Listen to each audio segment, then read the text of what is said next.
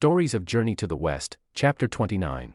Chapter 29, we're right in the middle of the action. Another demon problem. A big one this time. Pigsy and Sandy are fighting this demon. Now, these guys aren't rookies, are they? They've seen some action. Definitely not. They're seasoned fighters in their own right. But the sources say it's a stalemate, even with both of them. Exactly. And what's really interesting is why. The text is pretty clear. This demon, just way more skilled. On another level entirely. How much more skilled are we talking? Well, get this. It suggests that even 20 fighters, like Pigsy and Sandy, they might not even win. 20.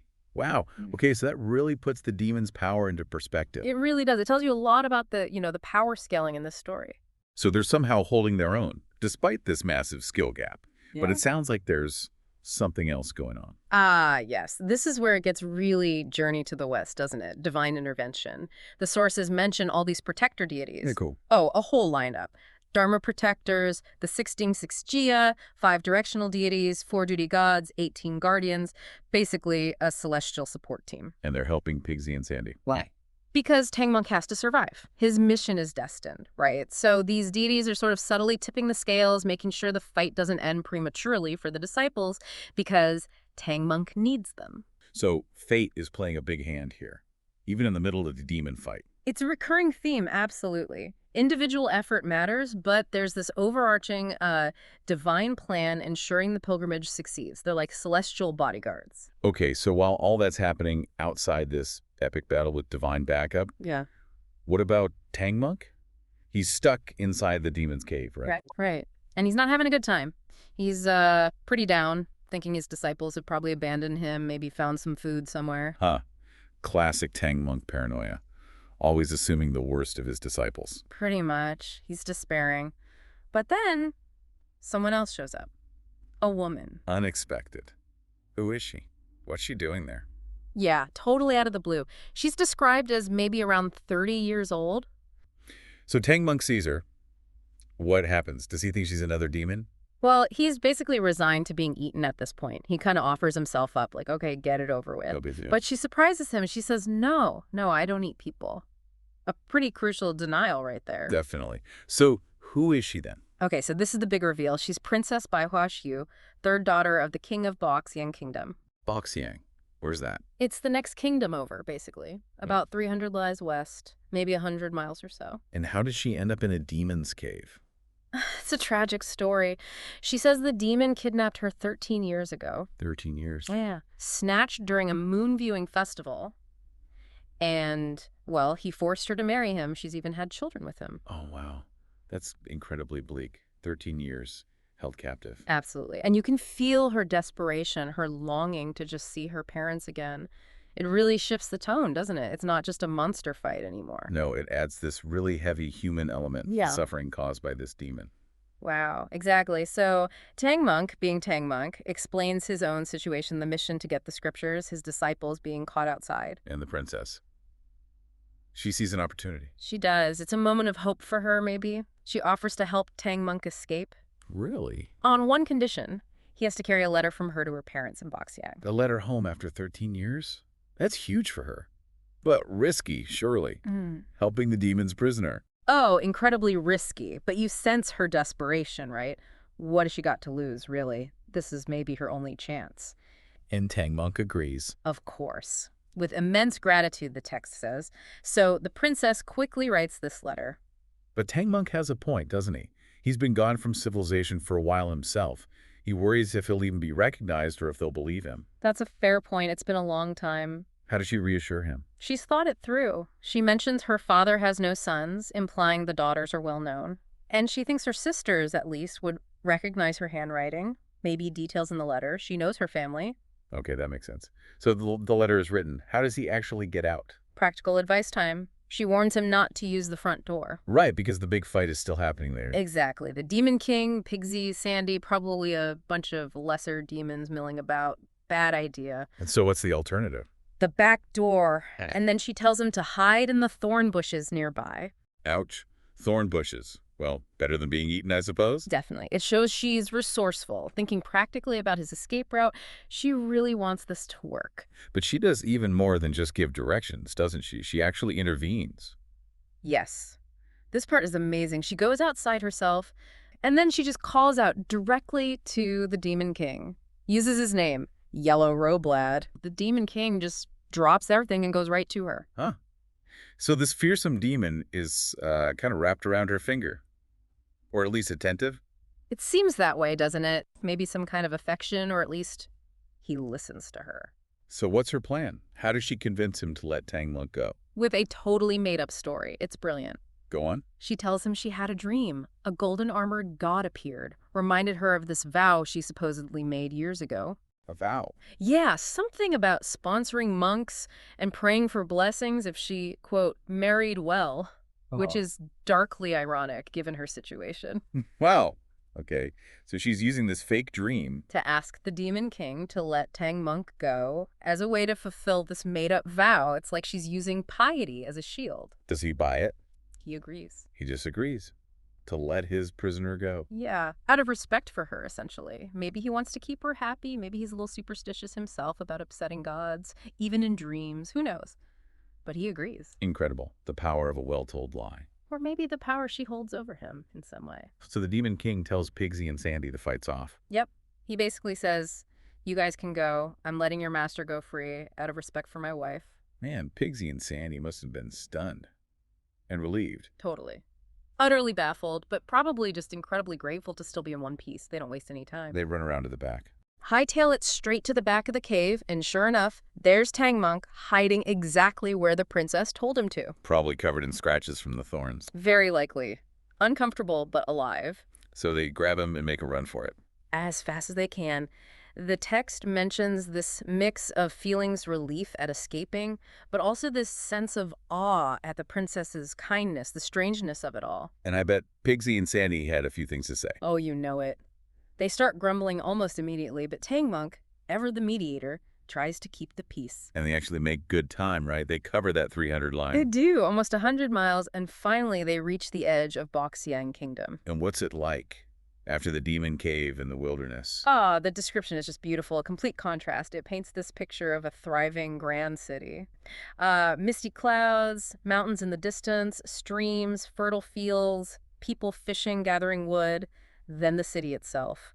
Fortified walls, amazing palaces, Taiji Hall, Huagai Hall with jade steps, officials walking around. Sounds impressive. Very. Grand courtyards, gardens, canals, busy streets, but also quiet areas where people hunt. It sounds prosperous, ordered, peaceful, everything the demon's lair wasn't. A real beacon of civilization after their ordeal.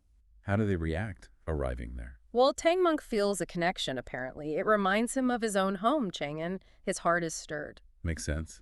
And the disciples?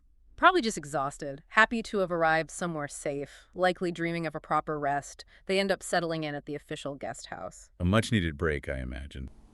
Okay, scene change. Tang Monk Huanzang takes up to the gates of the Treasure Elephant Kingdom. Seems pretty standard, right? Yeah, on the surface, definitely. The first steps are all quite formal, very much by the book.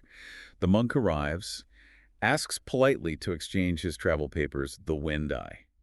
Right, the Wendai. And you notice he's careful how he speaks to the gatekeeper. The gatekeeper then reports up the chain, tells the king this monk from the great Tang dynasty has arrived. And these documents, the Wendai, they're more than just a passport, aren't they? Oh, absolutely.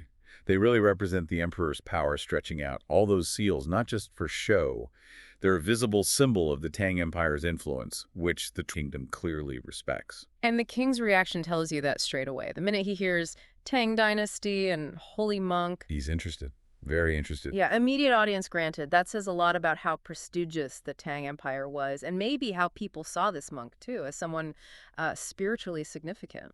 It really does. It highlights the power dynamic between these kingdoms. The Tang dynasty clearly holds a lot of sway, a lot of prestige in the region. So when the monk, Xuanzang, finally gets presented at court, makes his formal bows and greetings. The officials are impressed, you could tell. They're whispering about upper kingdom figures, their rituals and music so refined. It shows this kind of cultural admiration they had for the Tang court. Like looking up to the big guys. Exactly.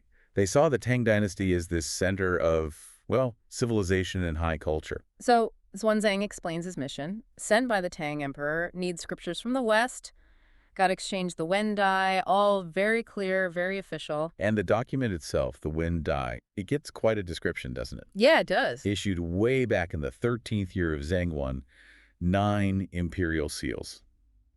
It even mentions the backstory. The whole thing with the emperor feeling bad about the Dragon King of Jing River and Guanyin Bodhisattva showing up and setting Xuanzang off. So it's not just bureaucratic paper, it's got story woven into it. Precisely. It carries imperial weight and spiritual significance. Putting the emperor's personal history in there kind of legitimizes the whole quest. Okay, so the king takes it, puts his own seal on it, signs it, all seems wrapped up, diplomatic boxes ticked. Right. Smooth sailing so far. But then the monk says, oh, actually, I have something else. And that's where it takes a turn. That's the pivot. He mentions, almost casually, I've got a letter for the king. And the king's immediately like, a letter? What letters? And bam, the bombshell. This letter. It's about his daughter, the third princess, Bai Huaxiu, abducted 13 years ago. By a demon. From the Wave Moon Cave on Bull Mountain. Imagine hearing that after all this time. 13 years. The whole mood in the court must have just plummeted. From polite diplomacy to, wow, this dark, desperate family tragedy. And the king's reaction? It's raw. Tears, remembering how they searched everywhere, how officials got blamed, servants punished. But nothing. They just thought she was lost. Vanished without a trace. Yeah, the idea of a demon that clearly wasn't on their radar at all. And you have to think, for a king, losing an heir like that, especially maybe supernatural, It's a bad sign. could be seen that way, yeah. Like a shadow over the kingdom, over his right to rule even.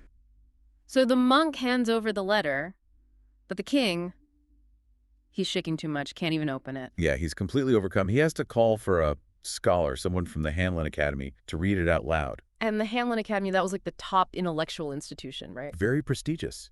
So getting one of their scholars adds this layer of formality and seriousness to reading this incredibly sensitive letter in front of everyone, officials, empresses, concubines. Everyone's listening, holding their breath, probably. And the letter, it's powerful. Starts very formally. She calls herself unfilial daughter by Huaxu, kowtowing, showing respect, but also her shame. Unfilial, that's a heavy word. Huge. Filial piety, respecting your parents, elders, was absolutely central to their society. So starting like that, she's acknowledging how far she's fallen from that ideal in her eyes.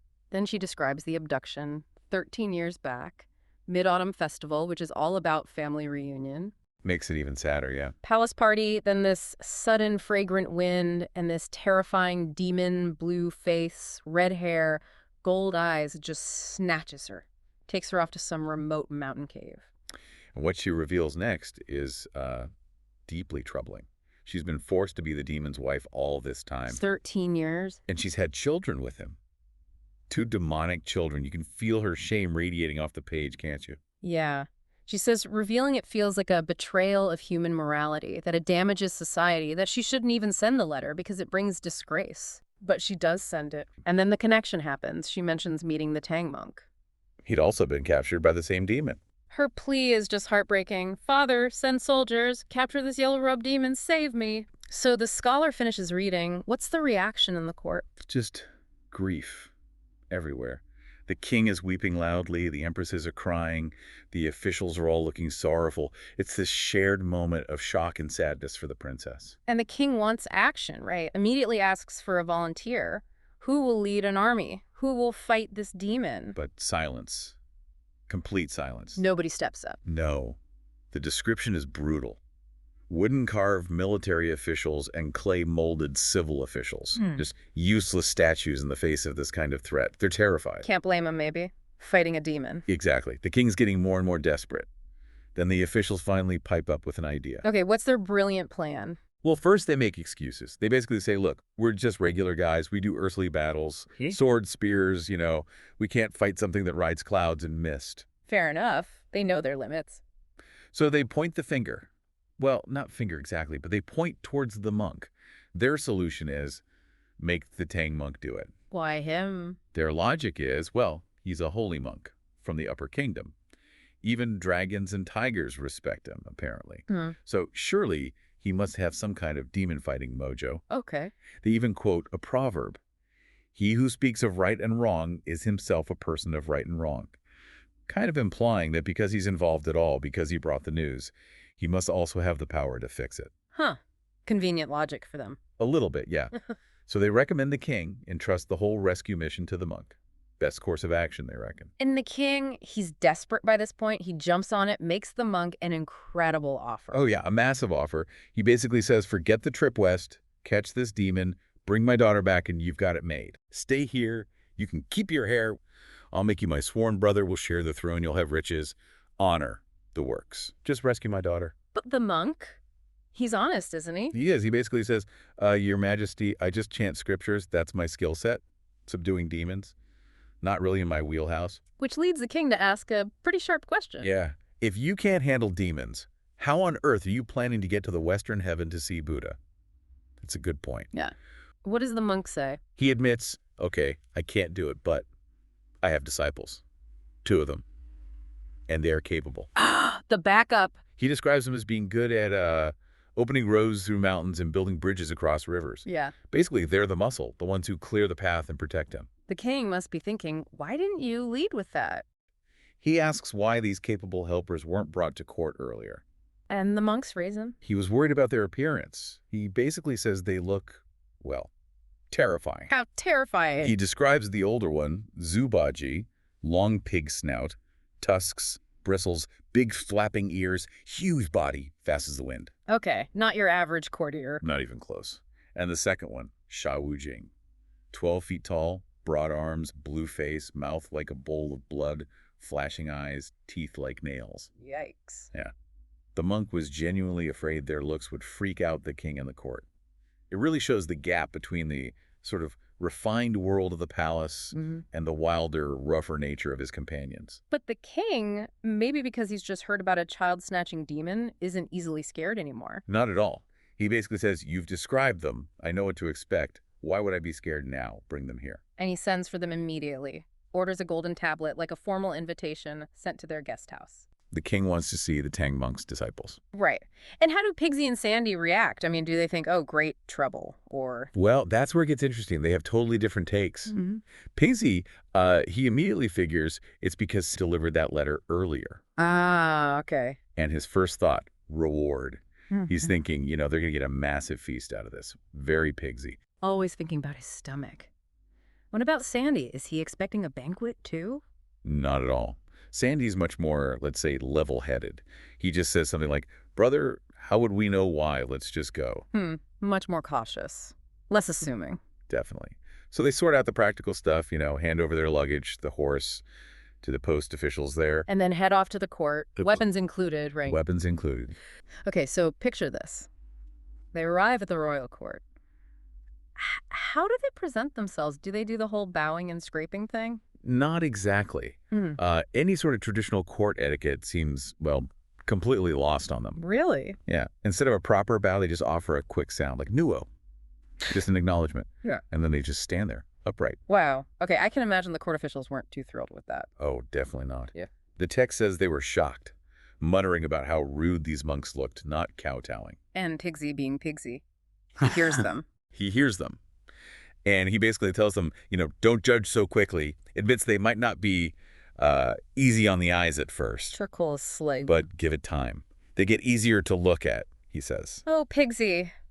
But yeah, it's pure Pigsy. So how's the king taking all this? He sees these 2 unusual figures. Here's Pigsy's comment. Well, the king was already pretty startled just by how they looked. The source says he was startled. Understandable, probably. But then Pigsy speaks up with that comment about getting better looking.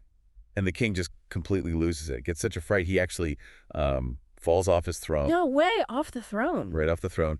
His attendants have to rush and help him back up. Goodness. And the Tang monk must be mortified. Absolutely. He immediately steps in, apologizing profusely for his disciples, their lack of manners. He gets the courtly stuff, even if they don't.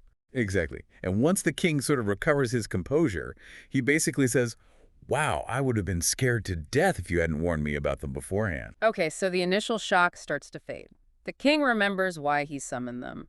He needs help, right? Right. He gets straight to the point. He asks, okay, which one of you 2 actually knows how to fight demons? It's got to be Pigsy. You got it immediately. Old Pig will subdue them, he boasts. Says he used to be Marshal Tianping. And explains, he broke some rules, got demoted, and now he's a Buddhist disciple. And then the big claim. He insists he's been the main one fighting demons, ever since they started their journey. Okay, so he's trying to build some confidence. A fallen general turned pig monster slayer. The king must be thinking, what have I gotten myself into? Probably. But the king latches onto that former celestial general part. He gets curious About what? about transformation powers. You know, if he was a heavenly general, can he still do that sort of thing? Change shape. Ah, okay. And Pigsy? Pigsy's answer is kind of modest, almost suspiciously so. He says he just about knows a few changes. Just about a few. Yeah, right. Knowing Pigsy, that sounds like an understatement. Exactly. So the king, intrigued, asks for a demonstration. But not just any transformation. He wants a big one, doesn't he? A really big one. And Pigsy is more than happy to oblige, loves showing off. So what does he do? He chants a spell, makes a big gesture, shouts, and boom, he grows. Massively. Magic. Like 8 or 9 zang tall, which Oh. is, what, over 60 feet? Huge, like a giant road-opening deity, the text says. 60 feet. In the middle of the royal court. The officials must have been losing their minds. So completely. The description is great. Trembling with fear, the whole court is dumbstruck. Total chaos, probably. I bet. Even the guards. Yeah, even one of the palace generals is apparently so stunned he actually asks Pigsy, like, is there a limit? How big can you get? And this is where Pigsy gets really ridiculous, isn't it? But absolutely classic Pigsy. Yeah. His answer makes no sense. He says it depends on the wind direction. The wind, seriously. Seriously, he says east wind, west wind, no problem. But if a south wind blows, well, he might just get so big he punches a hole straight through the sky. He's gonna break the sky because of the wind. Oh my goodness. It's just so over the top and absurd. Pure Pigsy logic. The poor king must be thinking, okay, maybe 60 feet is enough. You bet. He tells him pretty sharply, stop. Stop transforming. Right now. So Pigsy shrinks back down. Phew. Crisis averted. And the king then shifts gears back to the practical stuff, like weapons. Exactly. Asks them, okay, what do you actually use to fight these demons? And Pigsy proudly presents. His beloved nine-tooth rake, Hmm. the Dingpa. Pulls it out with a flourish, probably. A rake to fight demons. What's the king's reaction to seeing, well, a farming tool? He basically laughs, dismisses it completely, says it would spoil the appearance. Ouch! Yeah. And then he offers them proper weapons, Oh! swords, spears, maces, whips.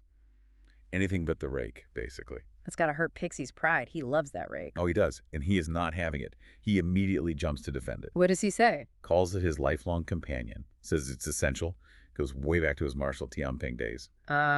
Bringing up the old job again. Claims he commanded 80,000 naval soldiers in the Heavenly River with this very rake. 80,000. See, you forget, sometimes he wasn't always just Pigsy. He had this incredible past. Exactly. It adds this whole other dimension. And he insists the rake is amazing for their current mission, too. How's He boasts it can smash through mountains, beat tigers, even take down dragons underwater. Says it's been key to all their successes fighting monsters on the journey. So he gives this passionate speech about his rake. Does it work? Does he convince the king? It actually does. Hearing about its history, its supposed power, and just Pigsy's sheer confidence, the king is won over. Really? Yeah, he's delighted. Says he believes in Pigsy now, ready to put his faith in the pig and his rake. That's quite a turnaround from falling off the throne in fear. It really is. Pigsy's weird charisma, maybe. So to show his newfound faith, the king does something special. It does. Orders his attendants to bring his own personal wine as a farewell drink for the disciples before they head off to fight the demon. Wow, the king's personal stash. That's a big honor. Huge honor. And the king himself pours a cup for Pigsy, promises him a big party, lots of rewards, if he brings the princess back safely. Okay, so Pigsy gets the royal treatment. How does he react? Does he just down it? Before drinking, he offers the first cup to his master, the Tang monk. Then he drinks his share, saying something like, it'll liven things up for catching monsters. Pigsy makes a very Pigsy exit, just leaps onto a cloud and flies off. Zip. Leaving the king pretty impressed, I imagine. Definitely astonished. Flying monks aren't an everyday sight, even for a king. What about Sandy? Does he fly off too? Sandy drinks his wine quickly first, but then he actually voices a worry. Oh, worry. About what? About Pigsy going alone. He reminds the monk he's concerned Pigsy might need help. And the Tang monk agrees. Yes, he recognizes the danger too. Yeah. Tells Sandy, okay, you should go help him. So Sandy leaves as well. Yep, just as quickly, leaps onto his cloud, zooms off after Pigsy. Leaving the king with. Just the Tang monk. And the king is suddenly panicking, thinking, wait, don't you leave too? But the Tang monk can't fly, can he? Nope. He just has to tell the king that he can't actually go anywhere. He's stuck there. Shells. Okay, scene change. Sandy finding Pigsy. He tells him, look, the master says we need to do this together. And Pigsy's reaction. Oh, he's overjoyed, genuinely thrilled. It's not just relief, it's like, great, the two of us will smash this. He sounds pretty confident. Extremely. He even talks about how this is their chance to make a name for themselves in the local kingdom. So right off the bat, you get this feeling of bravado, maybe even overconfidence. Okay, so this confident duo heads off. How do they arrive? Quietly. Oh, definitely not. The text makes it sound quite grand, actually. Auspicious clouds, this sort of energy coming from the capital. It's a whole scene. A dramatic entrance then. You could say that. Yeah. And then Pigsy, being Pigsy, doesn't just, knock. He takes his rake and just smashes the stone gate of the cave. Wow, okay. So much for stealth. Exactly. Creates this huge hole. You can just picture the monster's minions inside, just completely startled by this very loud, very aggressive arrival. Right, sets the tone. So the monster comes out. Is he expecting them? He seems surprised, yeah, especially since he'd already let their master go earlier, and Pigsy just immediately launches into accusations. What does he accuse him of? Well, the big one is kidnapping the third princess of the Boxian kingdom and supposedly marrying her and keeping her for 13 years. 13 years, okay, that's specific. It is, and Pigsy adds that they're acting on the king's direct orders to capture him, trying to make it all official. How does the monster take that? Not well at all. The text gets pretty vivid here. He's grinding his teeth, eyes wide, grabs his steel sword. It escalates, like, instantly. So swords and rakes and staffs flying. Pretty much. A fierce battle kicks off right there. The monster with his sword, Pigsy with his rake, and Sandy jumps in with his staff. It's described as this really intense three-way melee. And it's not just fighting, is it? I think you mentioned verbal sparring, too. That's a key part. While they're trading blows, they're also trading words. Pigsy keeps hammering on about the princess, the crime, the king's orders. And the monster. He's basically dismissing them. Like, who are you to interfere? This is none of your business. He challenges their right to be there at all. So it's a clash of justifications as much as weapons. Exactly. It shows you what's really driving each side. And this goes on for several rounds, back and forth, blows and insults. Okay, so it's a tough fight. Does it stay evenly matched? Well, this is where things take a turn. The momentum starts to shift. The text specifically mentions Pigsy begins to struggle. So? His rake feels heavy, hard to manage. His strength is visibly fading. And then we get this crucial piece of information, sort of an aside in the text. Oh, what's that? It turns out that earlier, some unseen protective deities were secretly helping Pigsy and Sandy, giving them a bit of a boost. Like hidden backup? Kind of, yeah. But now, those same deities have shifted their focus. They're off protecting the master, who's somewhere else. So their secret weapon just vanished. Precisely. That initial advantage they had, maybe without even fully realizing it, it's gone.